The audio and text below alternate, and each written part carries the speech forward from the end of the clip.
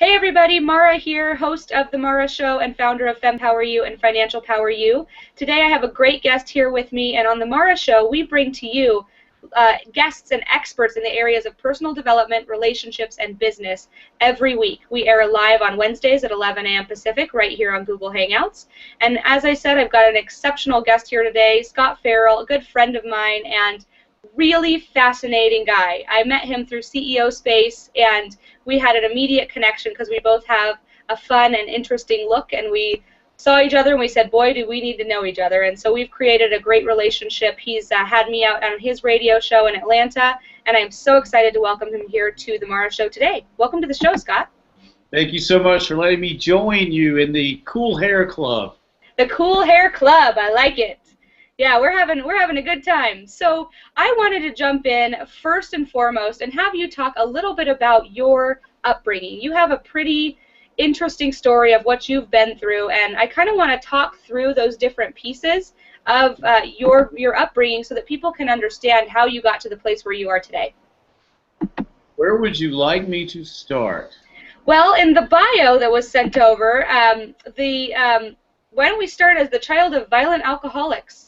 Let's just jump right in. I always tell people, anybody that's grown up with alcoholics, they tend to be violent. And it's not like I have unfortunately, a unique childhood. I've got the traditional childhood of anyone who grew up with alcoholic parents. Mm-hmm. However, I ended up being molested by a man and woman that were not connected to my family. And it led into a lot of drug abuse, a lot of alcohol abuse on my part. I was an extremely violent person. Several of my buddies went to jail. One's in for life for murder. My goal in life was to cause as much mayhem as I possibly could and join a motorcycle club. So how in the world did you go from a goal of causing as much mayhem as possible into what you do today, which is actually help families and businesses deal with and manage that mayhem and bring it under control? The great thing was I was extremely bright in high school. I ended up being thrown out of high school. Eventually, my principal did bring me back and let me graduate. But I had thrown away a nuclear engineering scholarship process. And so I went on. A guy had introduced me to God. Let me see what creation was like, because I was an atheist. Mm-hmm. And I didn't have time for God or anybody else. And I got an opportunity to be introduced to something called church. It actually saved my life. And then I went on to receive a degree in special education behavior, and my specialties became autism and extremely violent behaviors. That's why I deal with businesses now as a business consultant. Actually, I just deal with the behaviors of business. Got it. So what inspired you to get into the behavior field? I was always interested in why people did things. I was the why kid. I would bug my parents half to death. Why did they do that? Why is the sky blue? Why are we doing that today? Why are we going to do this later? And it drove my parents nuts. Well, the great thing is now all my whys help me figure out the world for myself, but they've also helped me figure it out for my clients. I do a lot of work with single mothers and kids. So my services are always free to a single mother in need. And the question is always why. And it's great being able to supply the answer. So when you said you mentioned businesses, and then you mentioned single moms with kids. What do those two things have to do with each other? Single moms have jobs, and I consult with businesses as a behavior consultant. I also consult with families as a behavior consultant. I would like to say they're different. They're not, especially with family-owned businesses. We get both. However, there's 12 million single mothers in the United States currently, not counting around the world, and each one of those moms has a job. And I actually teach moms how to integrate behavior control within their environment and their family, but then I teach businesses how to work with single mothers and make them included in the product of business and make life better for each group. So when you're going in to consult with a business, it's really around how are they going to create a better work environment and space for their employees, and more specifically, the single women that work as a part of the employees base? I do. What I do is I always start with CEO. It starts with you. Who you are will be reflected into the company. So we have to fix you first. Then I go to senior vice presidents. Let's look at who you hired. who's in charge of the forces. And then I go through the whole company and see if the value of the CEO is portrayed in the company. Sometimes it is, not in a good way.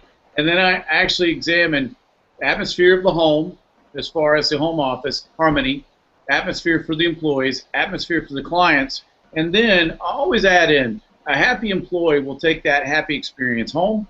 It will make a more harmonious family, and that spouse of that employee will make sure they get back to work the next day and get the job done because of what you've given that family.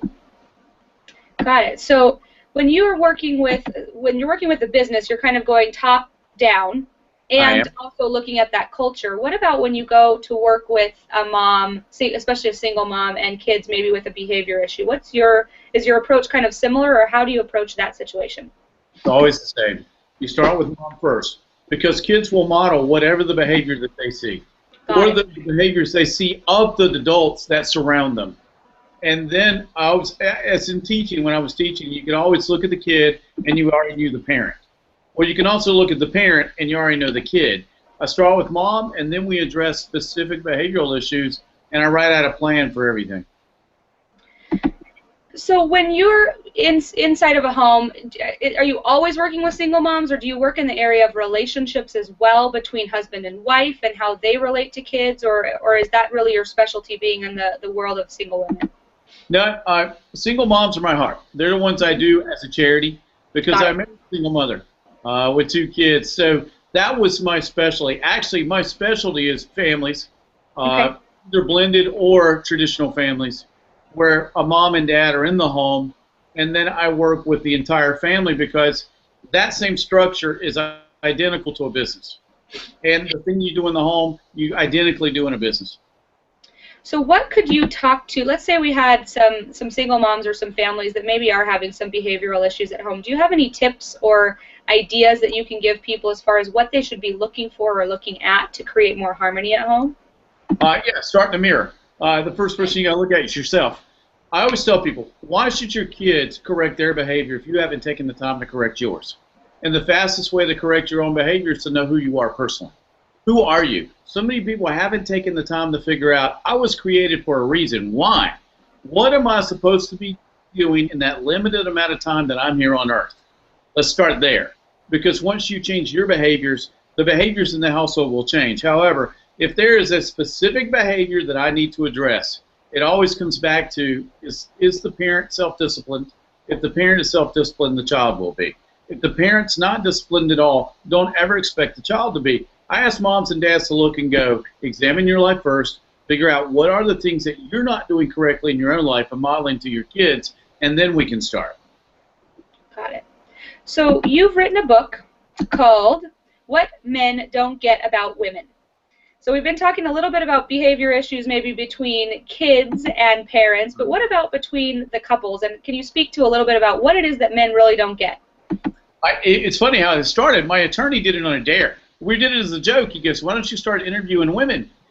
After 800 women were personally interviewed by me personally at a Target, a Walmart, at a Chick-fil-A, wherever I was, and wrote my stuff on a napkin, I said, all right, what is it we don't get? I realize we're doing a really poor job right now with women. I get that.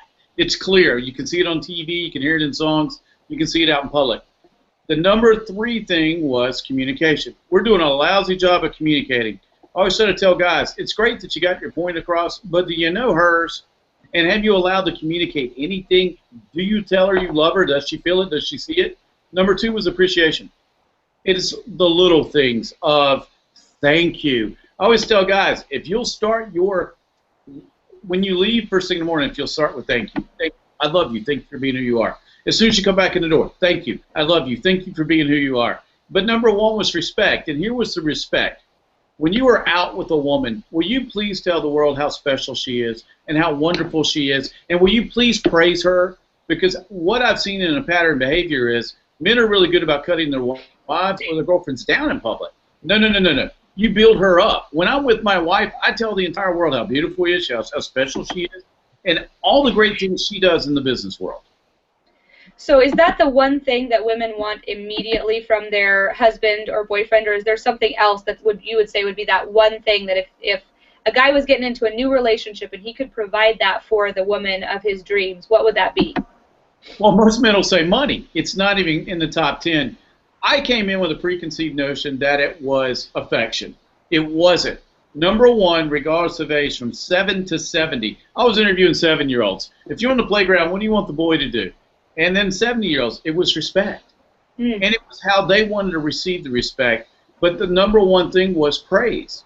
But praise in front of peers, praise in front of other couples. Allow me to be confident to the world, and then respect me for my opinion and my view and my talent. Got it. I love that. I'm sure that's resonating with all of our female listeners right now, that's for sure. So let's shift gears a little bit. I want to talk about you. We'll start with talking about your look. And you shared a little bit about how you grew up. You had definitely a rocky childhood, and you've been able to take that and create an amazing career for yourself where you were a teacher. Now you run an amazing radio show. You're working on another book. So can you speak to your brand a little bit and why you've decided to have the look that you have? I looked around at all my peers at a high school reunion, no lie, and I looked and said, I got hair and I'm not fat. The true statement. And my wife was like, well, then grow the hair out and act like it. So I'm almost 50 years old now. I don't look 50, thank God, because I just got back from my 30th reunion, and everybody there looks like my father. And I was like, I don't want to do this. Plus, I realized that to be relevant to kids and to families and to businesses, you have to be an individual. And I've always praised the kids who had, that's why I liked you. You had pink hair when I met you. You had a cool hat on. You had a cool outfit. To me, being cool is just being yourself. Mm-hmm. This is who I am. I got really long hair. People stop me in the airport all the time to see which 80s band I'm in. I even had Jeff Tate from Queensryche. I sat down and talked to Jeff one night, and Jeff goes, Scott, no, what do you sing? You're playing an instrument, right? Jeff, I do radio. I write books. Not really, man. Which band are you in? Even if Jeff Tate can't get it, nobody can get it. And it's all about, just like with you, it's your personal brand, but it's not made up. It's who we are as people, because if we're authentic, we can help people be authentic, and then we can help them break the barriers, and we can help them get to a place in life where, one, they're comfortable with who they are, but when you're comfortable with who you are, you're comfortable to receive all the blessings that life's got to offer you. And just like when you teach that in money, I teach that in behavior. Mm-hmm. Well, and that's what I love about your brand is, and what I'm always talking about with authenticity, it's one of my favorite conversations I've been having over the last couple of months, is how when we allow ourselves to stand out and we become unique and we focus on those things that we like, we can begin to shine, and our audience can find us and our community can find us more easily. Have you had that experience? Because my experience has been, because of how eccentric I am, either people love me or they don't. There's not really anybody that feels kind of neutral about Mara. Have you found that that has worked in your favor? It does. It's great. I love rock shows anyway, and I interview rock and roll stars. So I get included as one of the band. So nobody asks me for credentials. That's one way it does. But two, it's really helped me cross a border of, people think I'm so unique, they'll talk to me. And when I go to do interviews for my books, I'm doing a business book now. So I'm having to interview CEOs, and then I'm having to interview the last person on the rung. Neither one has turned me down. They actually accept me. And being in the radio world I'm in, everybody just thinks it's cool that I do radio. Mm-hmm. So it's worked in my favor. Well, let's talk a little bit about your radio show. You have a radio show called Modern Family Rules. Can you talk how because I was interviewed on the show, and I was fascinated by all of the work that you did to choose the music, to line up all of the questions that we had going on that tied into the music with the subject matter. I know you're having a blast, so let's talk a little bit about Modern Family Rules. I do. My show centers around families. So it's about relationships. It's about the relationship of business, normally with family businesses. And it's just about being able to take a relationship and make it successful. It focuses on families because I have a family. And I've got kids. It's funny because I've got a son that's just a little older than you are. And it's interesting to see the rules that people don't have in place. And it's nice to be able to bring some sunshine to families. With the music, as far as it's concerned, my background is musical theater. I actually wanted to be on Broadway, not in a rock band. I wanted to be on Broadway, and I wanted to be able to perform great works of art. I didn't get an opportunity to do that. However, I passed it up on my own. Thank goodness I did have the talent. I just chose not to do it. but now it's reflected in my radio show, and I base everything I do on energy. And I used to teach physics for years. So I actually match the energy and the vibration of my show and subject to the tone of the music for every break. So there is no discontinuation of how the person who's absorbing the information feels. And it makes it fun because as apparently from what my agent says, I'm the only show host in the United States that does that. Wow. And, you know, I was definitely impressed by it. And one of the things that I know is you have a pretty interesting nickname that kind of got adopted or donated to you. Can you tell me, how did you get the nickname of Dr. Phil meets Pearl Jam, besides the obvious look? I was doing a commercial in L.A. about 4 years ago, and I had been selected as one of America's premier experts. Well, mine was behavior. That year, I was selected as America's top expert in behavior. I was with Bill O'Reilly's production person out there and producer.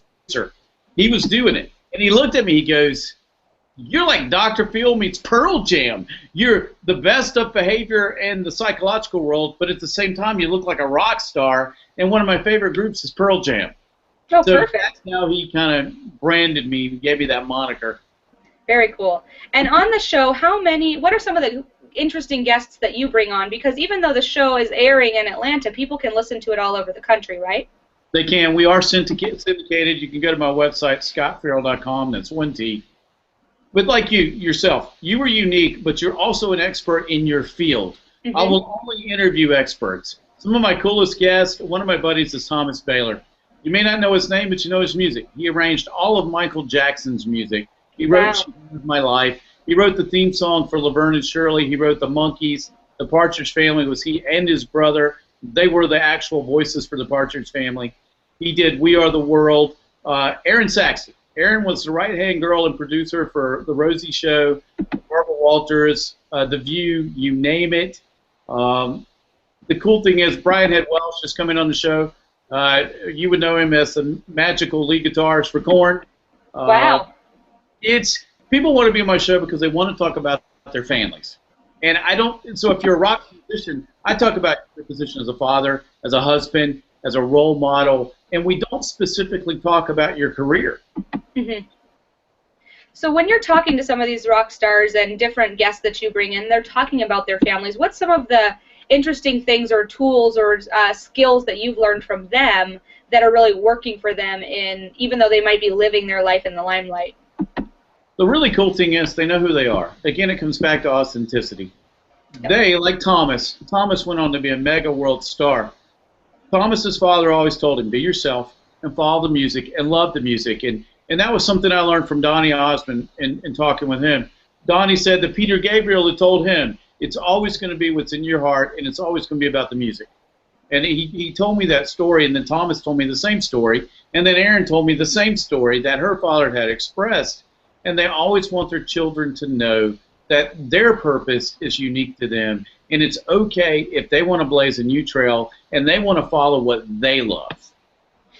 I love that. So you've seen that as something that really is spreading across, whether it's male, female, rock star, business entrepreneur. Being yourself and being authentic is really that first step. And when we can have that instilled in us by our parents, that can really make a difference for us as young people. So is there anything that parents, if they're listening to the show today, that they can do practically to begin to instill that lesson in their kids?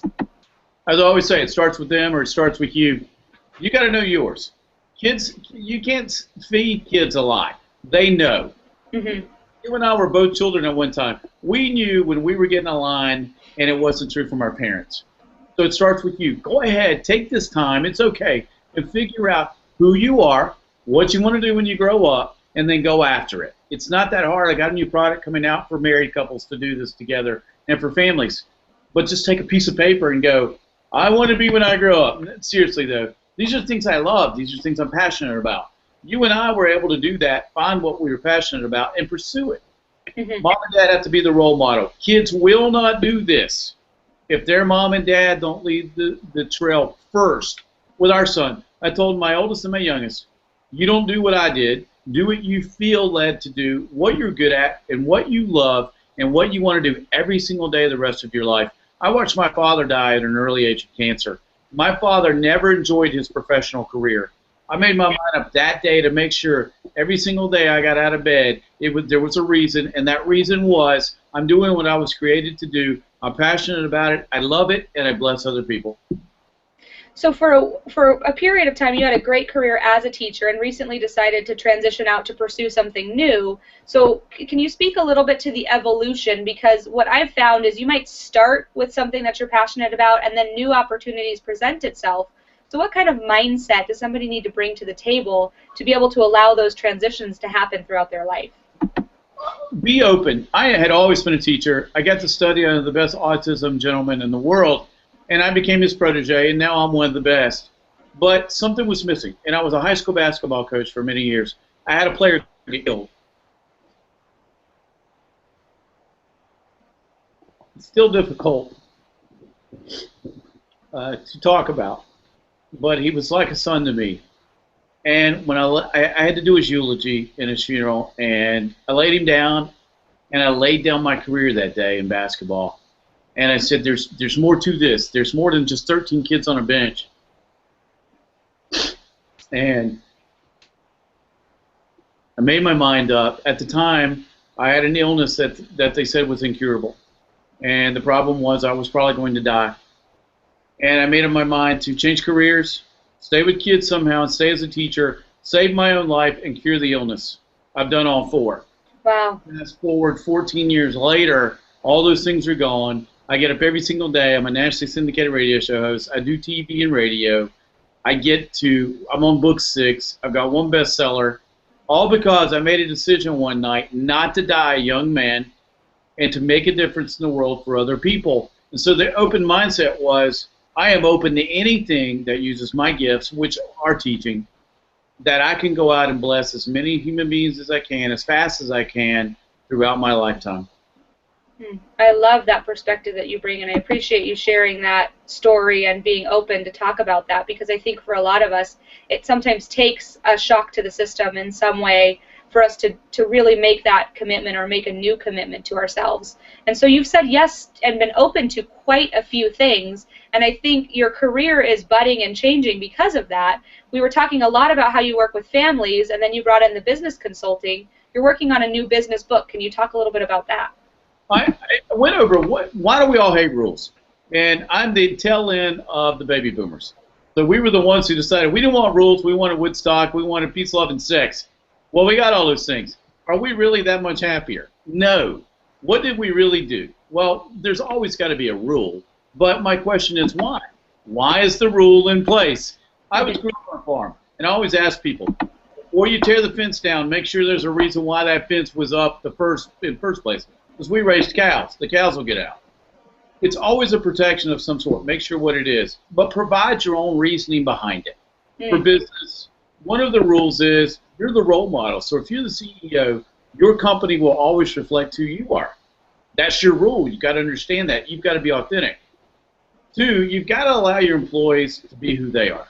So you employ 30 unique people. Let them be unique. Let them use their gifts. And not only will you be blessed, but every single customer and family and person connected to those people will all be blessed.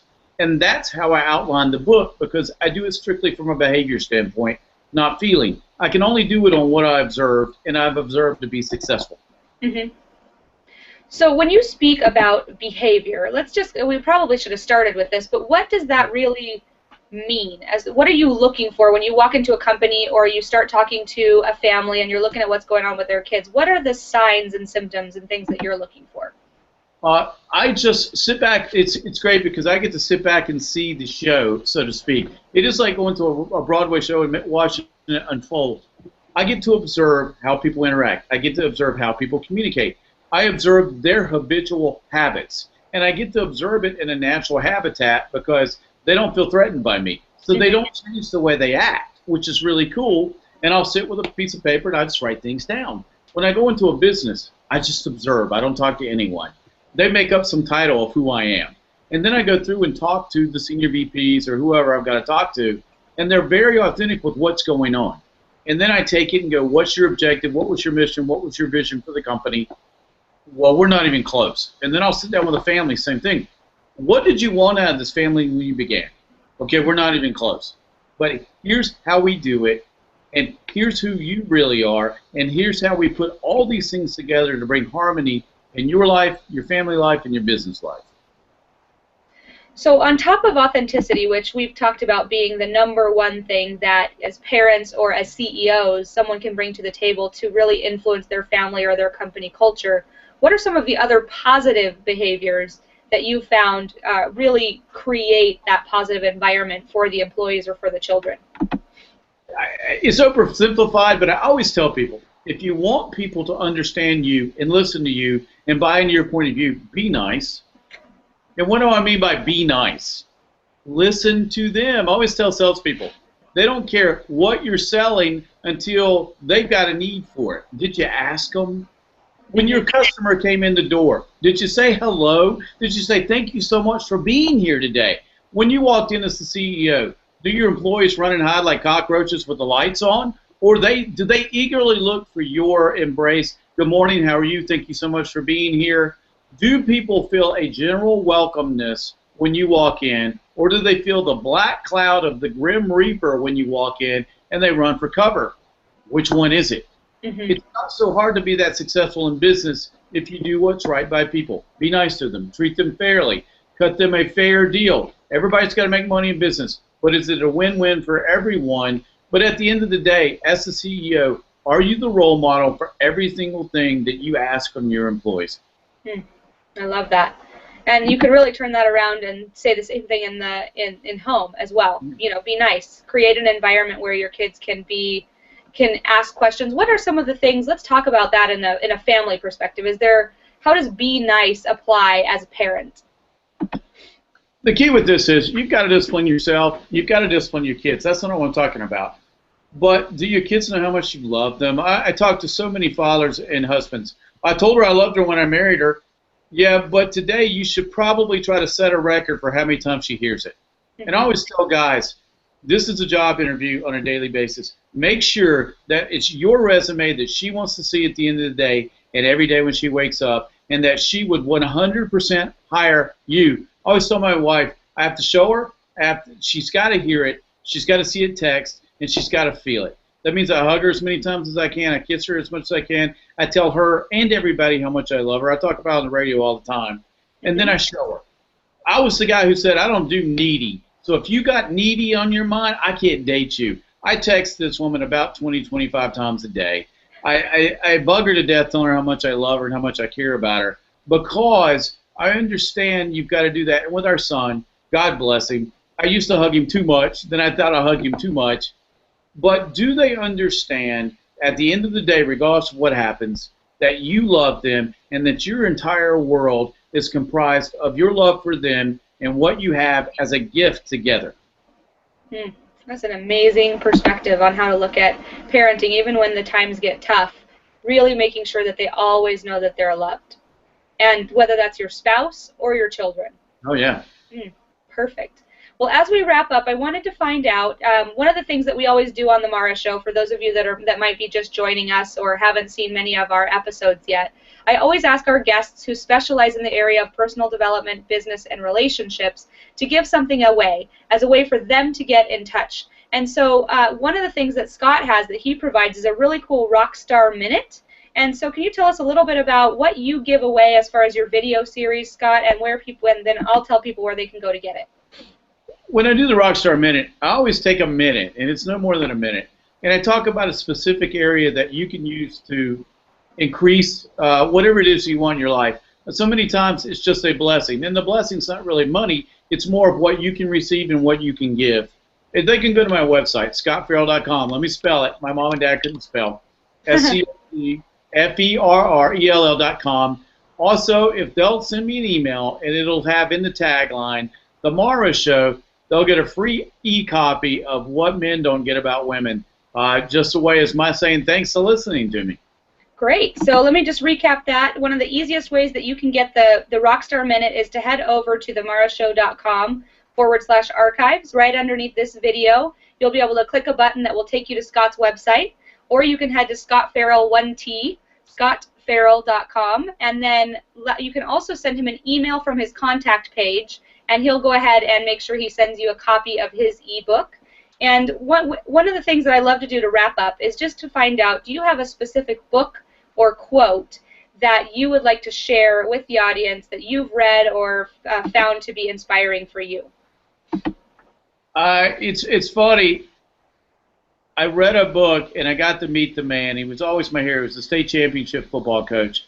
He went on to found and chair the largest insurance company in the world, which at that time was A.L. Williams, went on to be Primerica. I only knew this gentleman as a football coach.